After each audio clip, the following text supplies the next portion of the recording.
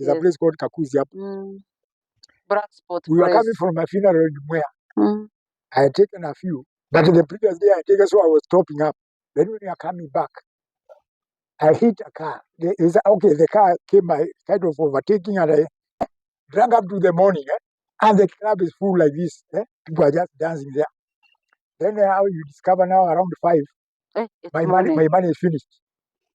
And that is when, on the table, everybody is just getting excited now. Then, you know, those morning hours is when the beer is sweetest. And you have the ladies there cheering you guys. So I said, now, how to get this money? So I went to my car, took off. I went and passed, you know, the Mama Lucy. I went at Kanguda Road.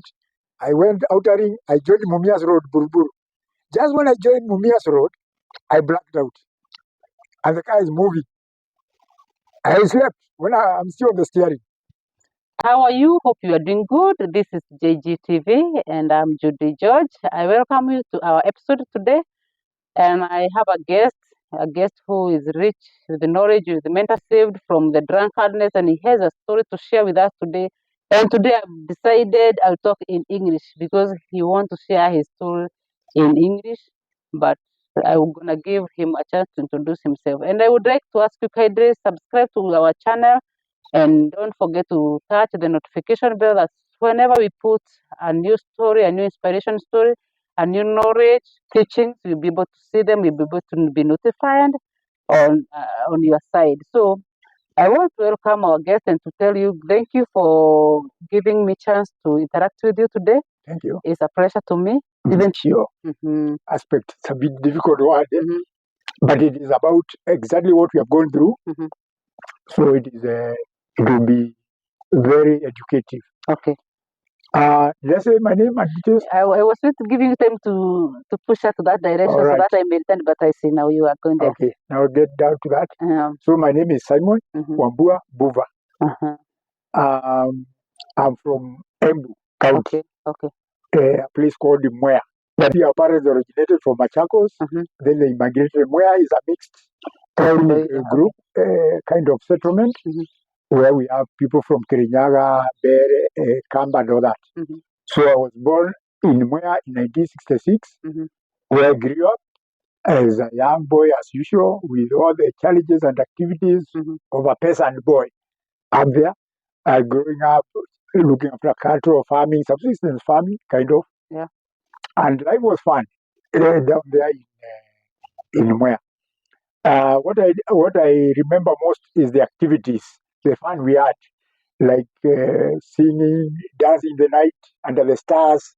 I had a lot of fun and passion for that. In fact, as you realize when we discuss in my book, which I've written actually 2 books, I will discuss about them later.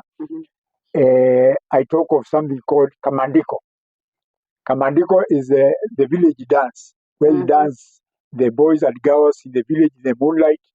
Those days there was no this digital, and the guitar was those ones you put cars and all that. But later on we had that was the invent when we had the record player, you know, the one we used to go around rotating gramophone. And we were very lucky. Our mom bought us one, a Sanyo. I still remember it was a red one. And then, since now in primary and early high school, I would be moving around with this Sanyo playing at these parties, call them parties. But you are calling them Kamandiko disco.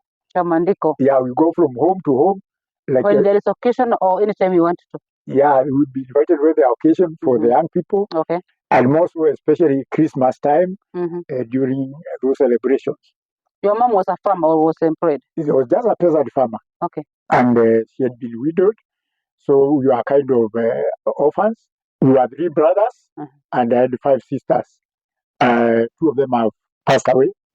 So we were a big family. Okay. Despite being widowed and single in a way, she was able to cater for us, our education in primary school. And somehow I managed to be a bright boy by grace of God. So these sessions, they reflect much back. There's a reason why I'm mentioning this Kamandiko thing. because it is in my book, Okay. in my published book. Mm-hmm. Now, this session we went on, and there's an effect. The way life unfolds, some of those background stories, they have effect in your future life. That's when we started learning how to mix, socialize, and we started taking the local brew in those small sections. When you are standard 6, standard 7 boy, you go there. There are some old boys who come with those brews. When you was brought to this Kamandiko, if I may ask, how old were you by that time? I should say it's between 10 and 15 years, that session. 15, between standard 5 to standard 7, I was that up to 10 to 15 years, I would say. It was about 12 years to 15 years, that period. Although I went on with it in high school up to maybe 18 years. I still had that player.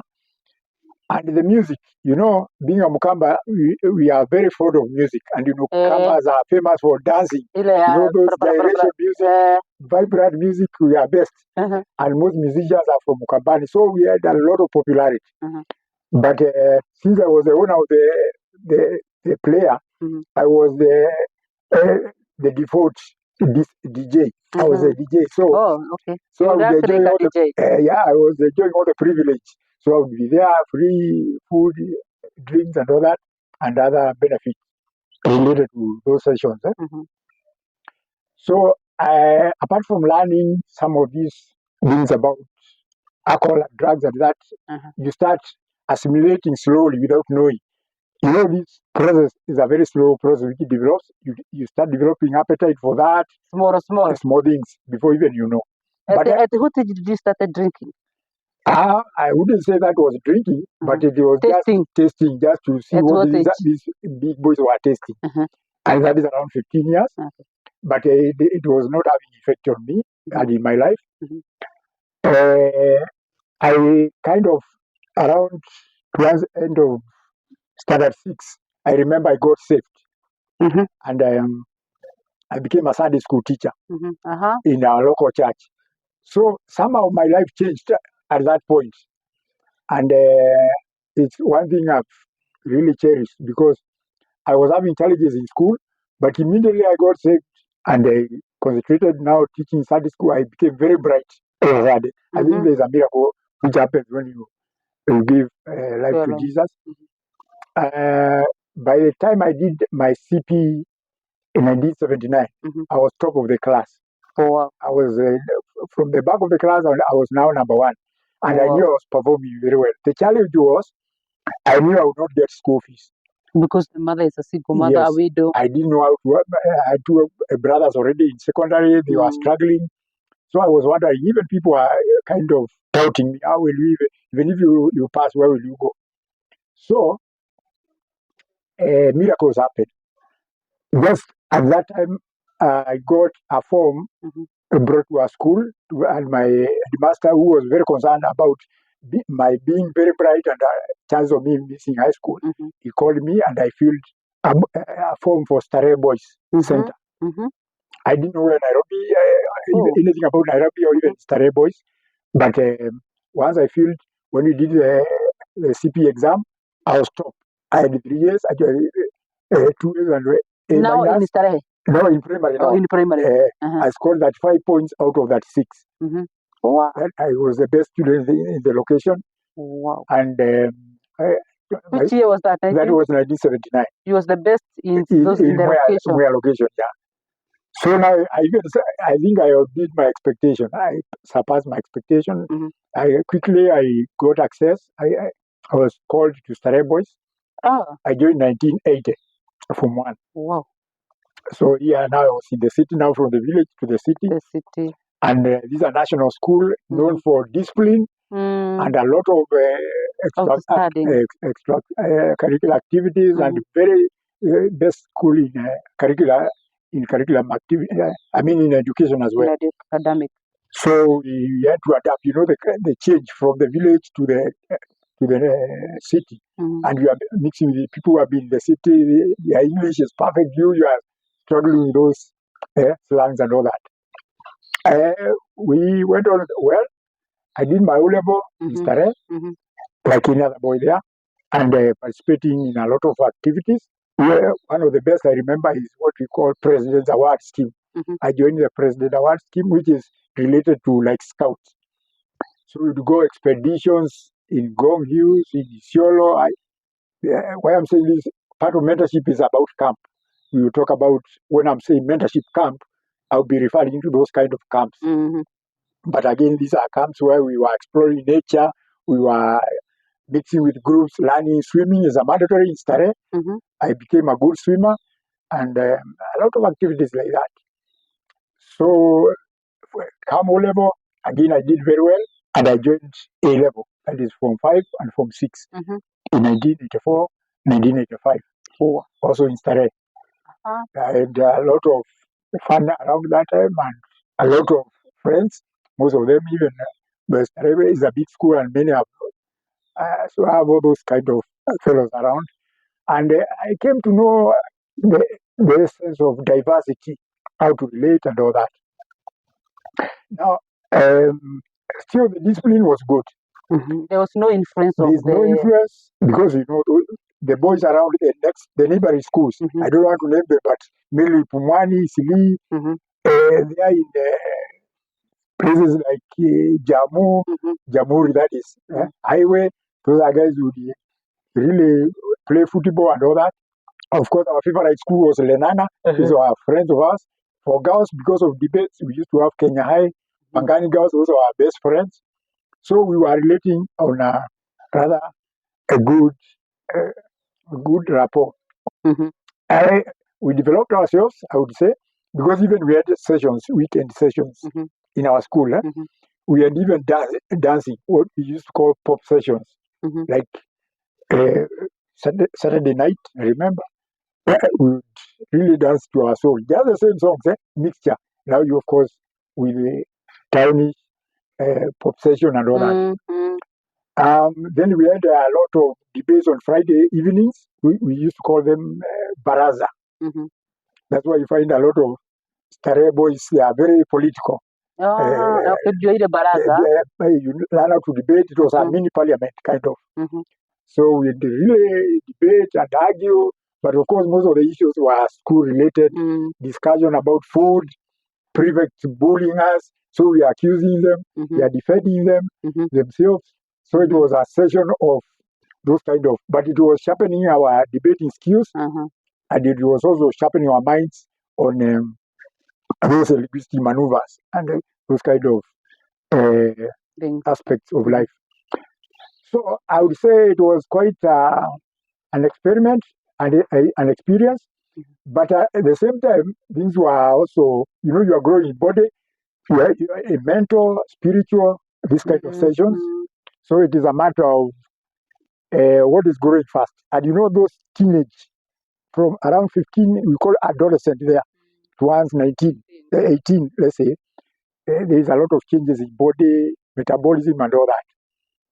But let me come to that in a while.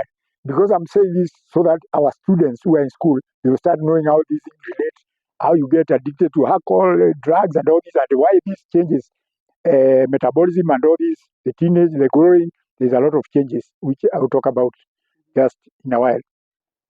So, come Form 6, the A-levels, we did, and I passed.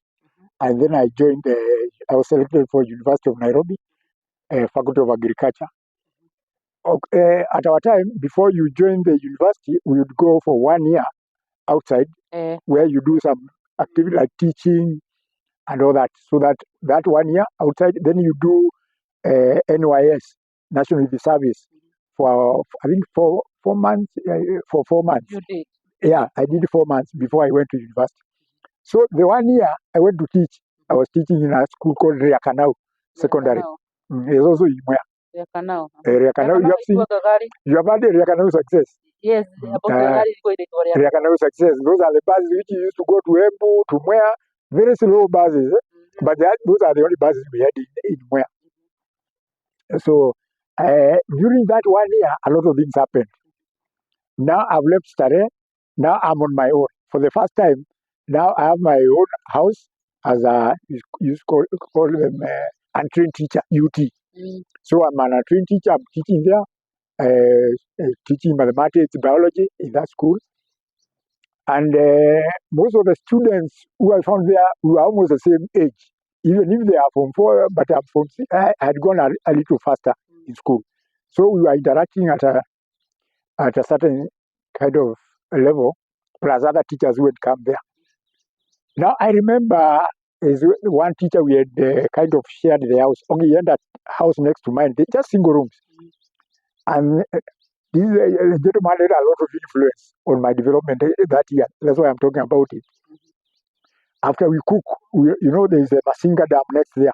It's a bit hot area. So we sit outside, remove our shirts to eat now. They have those guys of about 17, 18, they like food.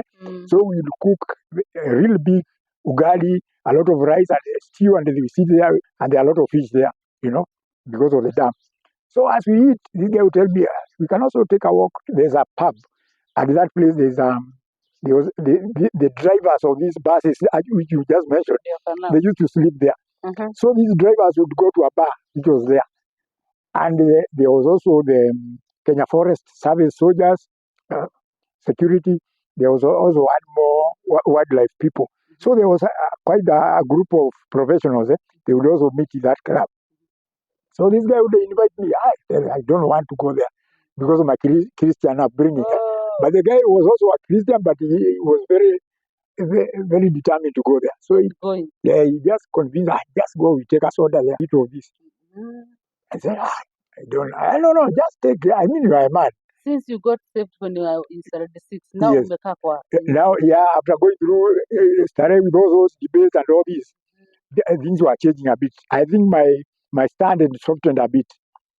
Because what happened, just around 86, there was a lot of politics in Kenya, that is a Nyayo era time. And there was this discussion about Makenya, Pambana, those publications. So as in A-level, we were seen to be the senior voice in the school. Most of us engaged in politics. So we would read the Karl Marx, the Manifesto, things you call Das Capita, those kind of books, publications which are radicalizing us, in the sense making us very political. So that one brings down your religious perception. You become a leftist, a kind of a radical Leninist, Marxist, those things of China, Russia. They don't promote so much of Christianity. So somehow I had lost the zeal, lost the zeal of my salvation, lost the zeal of so much Christianity. Not that I had become a pagan or anything, but I was just now towards more, call it social life now. Towards now these groups of people who are very radical. That's the time the Kinangugu Adiongo, they were running out of Kenya, Kinamiseremugo, name them, all these people who are the leadership, they ran out of Kenya because of the oppression of the Moi government. And we were really resisting anything to do with the state. So we became rebels in a way. In fact, that is part of what you read in my book about those radicalization. In fact, me, I became a student leader when I went to the university. Yes, you call it the Generation Z. So that was that time.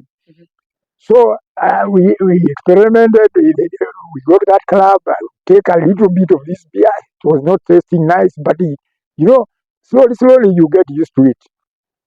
And as you start indulging a little, you never know you are going deeper and deeper. In fact, one of the theories in my books now, which I call the liquor altar, is about something I call the frog theory, the bullfrog theory. Maybe I can just mention what it is.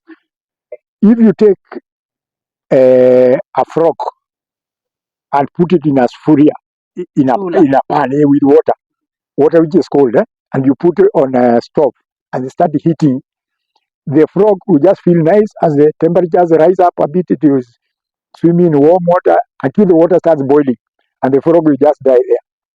But if you take the same frog and you put it in boiling water, automatically it will jump out.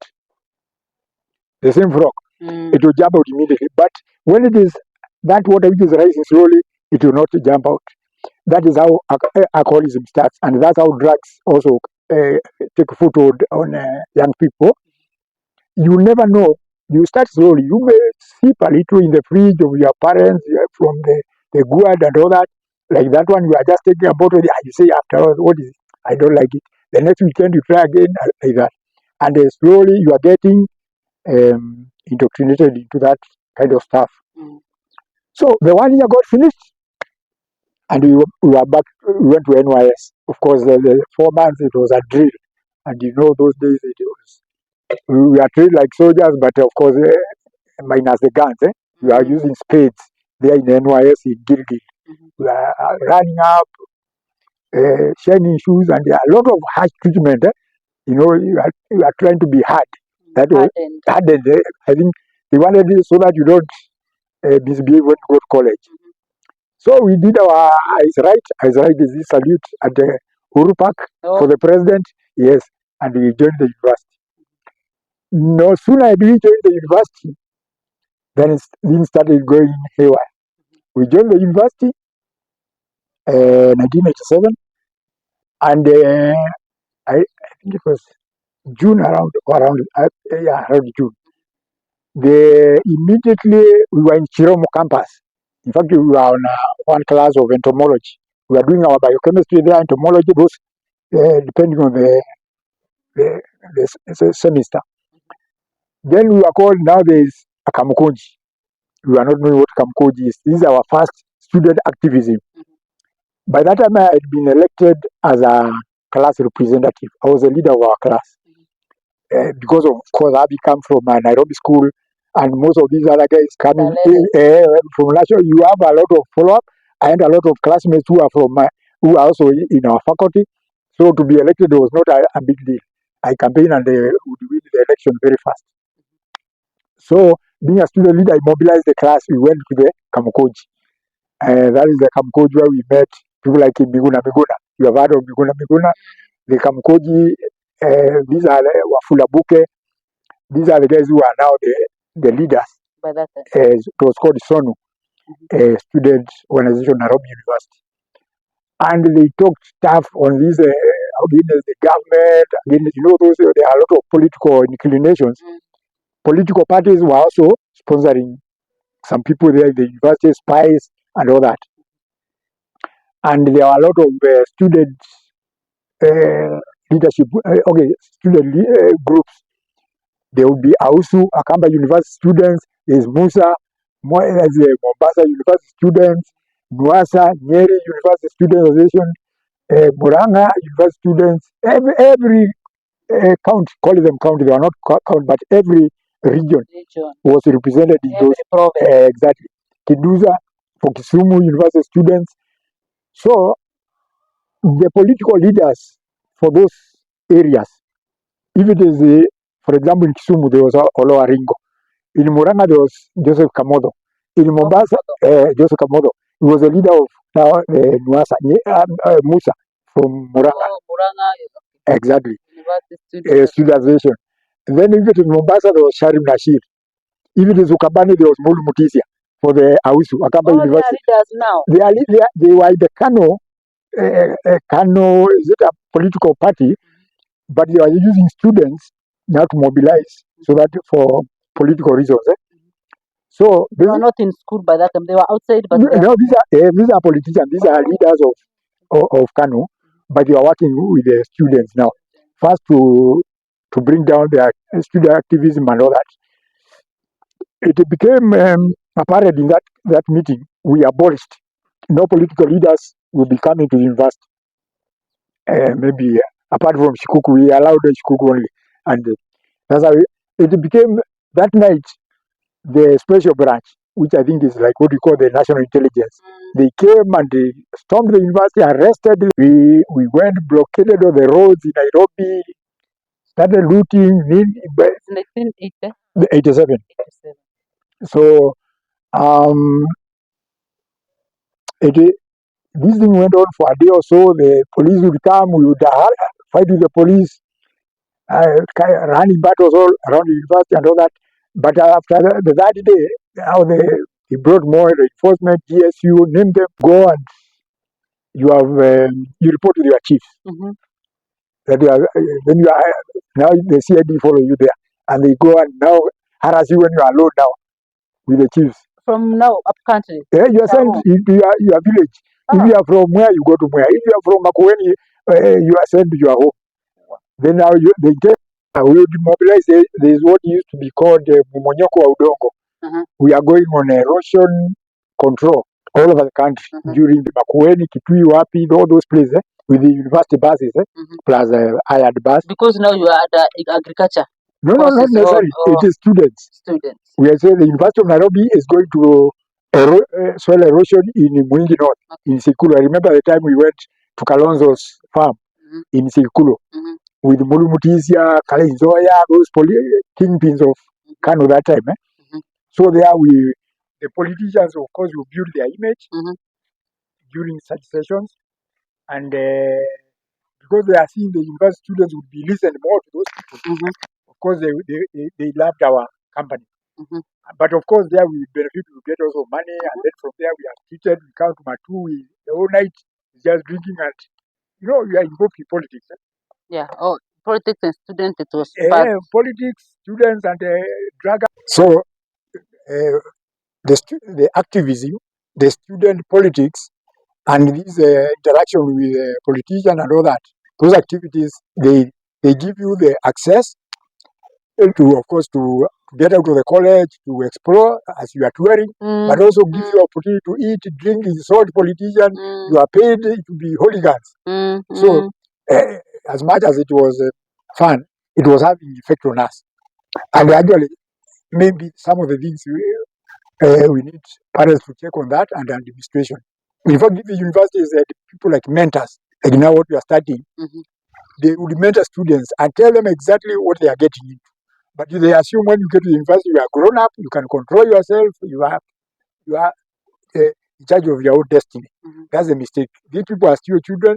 Okay, they are students, but they have not reached maturity to make their own decisions. So I think they should have been controlled slightly on that. Okay, that's how it was. So we went on until we come to the end of the university time, and that's when of course, if you fail, you used to be rewrite. You'll be stored in the subs supplementary, so that you can cover what you failed. But of course, if you fail too much, you are discontinued from the university. A few are discontinued, but luckily enough, we went through to the end, and then we came to graduation. When you realize each of you came on a different level, and each of you have different background. Some are from very rich families. You see them graduation, they come with their Mercedes Benz. Their parents are hiring tents for what we call outside catering. And then a few people are coming with buses from all over the country with banana graduation. And you find somebody you have been together in the halls and misbehaving at this. The father is a PS or even a cabinet minister. I remember one of my faculty mates was a son of one. I mean, from Nyanza. I don't want to name the names.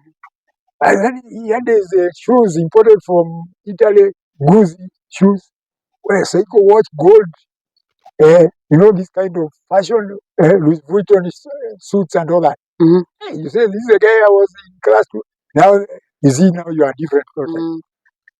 So we were calling together all those days. How the ruins. Solidarity of students. You see, like the agency when they are rioting. You think you are together. But some people here have got a different connection and different masters. Then you are left there in the middle. So some of us now, we realize, hey, we had been fooled along this comrade power.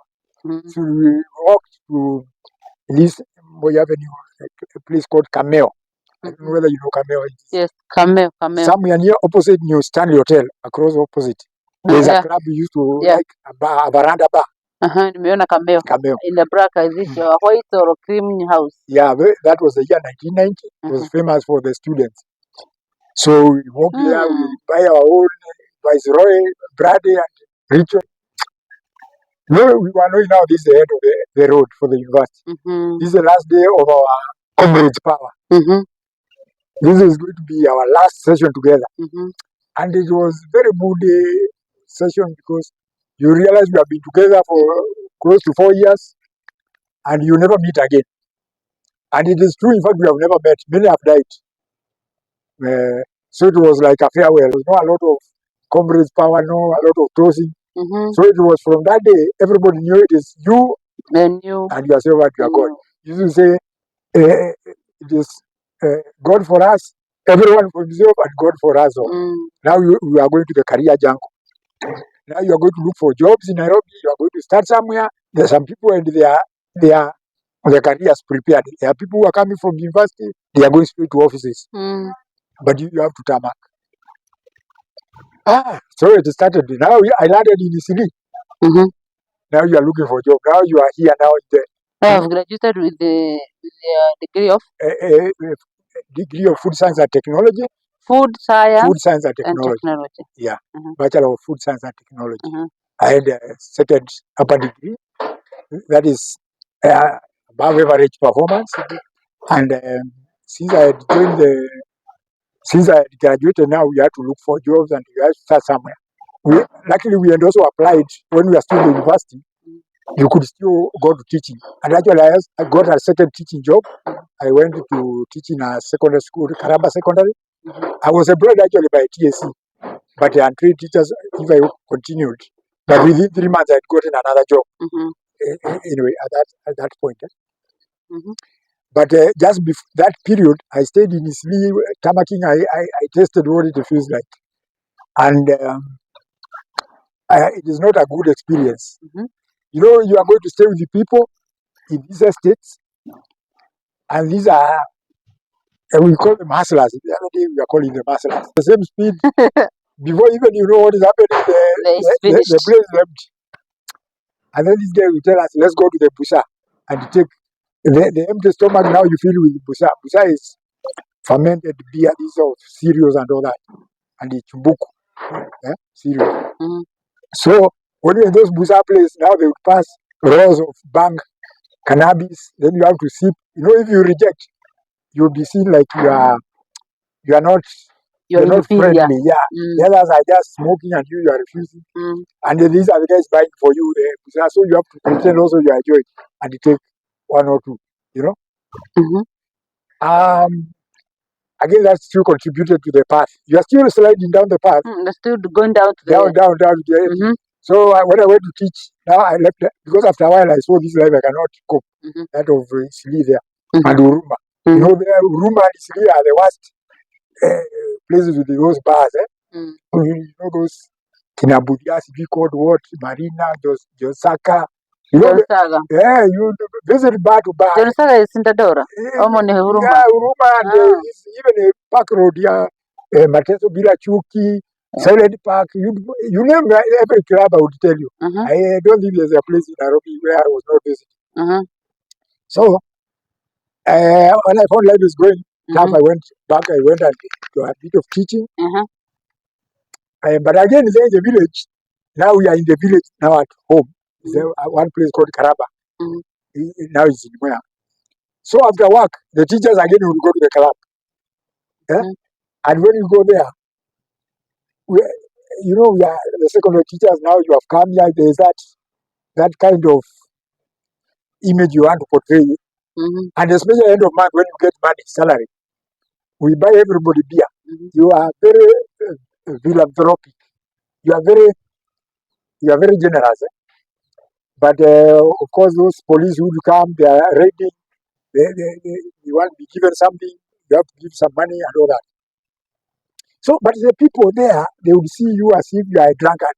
But I was starting to develop a condition, a depression, because of this lack of job, walking around. And how is your mother now? My mom was okay, but she was a stout Christian. She was against my dream. So he prescribed some medicine. I started now taking those medicine, and it started also being addictive. There's something I remember. There's one particular drug medicine called Valium, and there's another Diazepam. There's another one called Xanax. I would advise students to keep away from those drugs. They are only very addictive. Okay. Xanax, like if you take, you get like what do I call it? It's like you are is kind of neutralizing you in a way. It's not high. You're not drunk, but you are just like that. It's more like narcotics. Mhm. In fact, that one is what a class we call auzolam. Mhm. Auzolam. So when you take that one, you cannot run away from it. You just want to take. It's like when you take this bira and all that, you get used to it. So you are kind of learning this, interacting with this, learning this. Then luckily now when I'm there, God opens ways. Mhm. So I got my first job. Now in Vika, I was employed by Bidico. It was a new company starting in Thika. So I moved to Thika from the village, again from teaching now too. And of course, my salary goes up. Now we settle in Thika. And basically now you have gone to another job. And now you are in town. Mhm. So now you can imagine, now you have moved now to a green area now. Now you're in town from Now Ushago moved from Embu now to Thika. to Thika. Now, Because after university you went back to Embu. to teach a bit. Uh-huh. Now I've gotten a job. Now I've gotten down to my line. You see, I'm a food technologist. Yes. Now I'm employed as a production supervisor in a oil Okay. processing company. As a supervisor, of course, you have good money. And you are single. You are living there in Makongeni again, the same life again. Rioting. Drunkenness. Vika was just, those years of 91, 92 there was a lot of politics also. Yeah. Because that is the year we are changing not changing the constitution. There was one party, and 1991, there was the Sabasaba, when we came to Kamukoji, try to shake away the Kanu regime. We were changing what we call Section 2A, so that we have multi-party. And actually we achieved that. 1992, we had multi-parties. So there are a lot of activism and a lot of money flowing around. So we are again into it. Now you have a job, you are in politics. Again, the weekend we are campaigning, so we are funded. And me being a politician, I'm there in the middle of it. So again, blah, blah, blah. Then I got married in 1993. 1993. Now my life stabilized a bit. Because of the wife now. Now the wife comes in. Of course, we move in there. We are still relatively not rich. I mean, not big money, but at least you are settled. You are settled. But, here, I still had my colleagues. Especially there's a barracks there in Vika called 12 Engineers Battalion. I had a lot of friends there. And when you go to the army barracks, the mess, what they call the mess, and there's AFCO canteens, where they sell beer very cheap.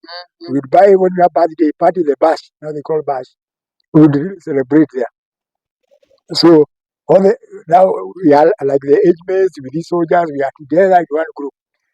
So, and a lot of philosophy is just around drinking. Weekend we travel together to the village, you're carrying music systems. You want to show, when you arrive there, you have the money and the show off. The show off. And now you buy a lot of clothes, you buy beer, to impress, of course, the girls, and also impress your colleagues. But when you get married, now you start settling a bit. In fact, like I remember, like the whole 94, I never took a single beer. The whole of year 1994. Now with the wife. When I married, in fact, I joined Vika Christian Church, what we call now the CCI, Christian Church International. It was now starting in Makongeni under Bishop Mulandi. So I joined. We were baptized at Chania River with my wife. We became very good people. We joined the church, and life, I think, things were going very well up to that time. Sometimes I wonder why I should not have continued with that level now. But anyway, things happen. Life, you cannot regret, you cannot look back at. Anyway, immediately that time, I got another job now in Nairobi. I joined the Unilever. It is East Africa Industries. From Bidico, who are also making cooking oils, I was easily able recruited in the Unilever now, the East Africa Industries, because also company for making Bluebird, Kimbo, Cowboy, those soaps, Rexona, Geisha. So, but again here, the salary is like, it was 3 times what was being paid there. So you shift. Now when I come here now, I moved to Nairobi. Instead of staying in those single rooms, now I moved to real estate, Komarok Estate. Now I moved into a 2-bedroom house, portion estate in your own area, and immediately join the company. You are given a car. Car loan you sign for. It is almost a must. This is a kind of British company. In fact, when you start talking of mentorship, I will be mentoring the different types of companies. The British cultured companies are different from American cultured culture in business, and they are different from the Japanese, Asian, which is even different from the Indians companies. So when you are mentoring, you have to agree which organization culture you are going to adapt. Because now you live being more of a British, the structures. Supervisor, you can only drive a certain car. If it is Toyota, it is for supervisors and junior managers. Senior managers, Peugeot 504. That is a structure. It's a structure. Even today. No, I don't know what it is. It's been many years since I left. But I'm telling you, the British, the way they operate. It was. The head of department, it is Pajero. Or Samyum. Or something called Muso. Directors, it was Reg or Mercedes. And it is not that you cannot afford. Even if you can afford a Peugeot, you cannot come with it there. Be at your state. Yes. I remember a fellow who, be at your level. His wife was teaching Alliance Girls. So she had some money. They bought a Peugeot. The guy kept driving. And when he was parking, the other managers came. He had to go under the car and go hiding under the vehicle. Of course, he was warned never to come with it.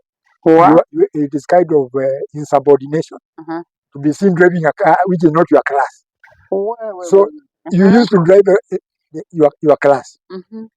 That is British. British, they are hierarchy, power hierarchy. And even eating, the dining, there was union workers and the managers. They eat different. For the managers, you find the tables are well lined with tablecloths. You eat food which is, you even take sodas, dessert after food, ice cream after eating. The union workers, it is the quantity. You're given more big food, the big volumes, a lot of meat, bread, beans, and the tea is put there in a big drum. You serve as much as you want. That is for union, because they believe in quantity, and the management is the quality. Anyway, so this is the kind of company now I joined. Now what I'm saying is, you have your car, good salary, the structure is there for payment, remuneration. Big house now. Now, of course, now Komarok, it was an estate of a unique culture. There was what you call phase 2, where there are 6 clubs, 6 bars in one estate. Now you imagine you come, you have a lot of, let's say, cash, compared to relative to what you are used to now when you are in maybe the other company. And of course, new friends. Most of these people living in that estate were bankers, or people working in multinational companies, or people working in parastatals, Kenya Power, name them, all those poster. Most of them are invested now, the boat houses there. So now your class has changed. And the state has gone up. Now you find you come, you sit there, weekend, you start drinking from Friday, it's up to Sunday now. Money is not a problem now. Of course, your wife now, she is not worried about money. Also, she has enough money to do her shopping, hairstyles, what it is. And generally, everybody is happy. When you are also happy, there will be so much quarrels. But things are still getting worse. As you get into that, getting back now is becoming difficult. That's why I told you the frog. The frog, now you have gotten to another level. Your friends are different. Maybe even your wife now, she is also associating with high-class women. They are also drinking wine, maybe, those kind of things. So now again, you are in this kind of scenario. Parties are continuous. Party after party. Those kind of middle class. It is party after party. And of course, it is not now, you are not restricted to the estate because you have a car. You could drive, I go to Rostas, Thika Road. The next day, we are in Bulolongo, connections down there. The next time, we are all over.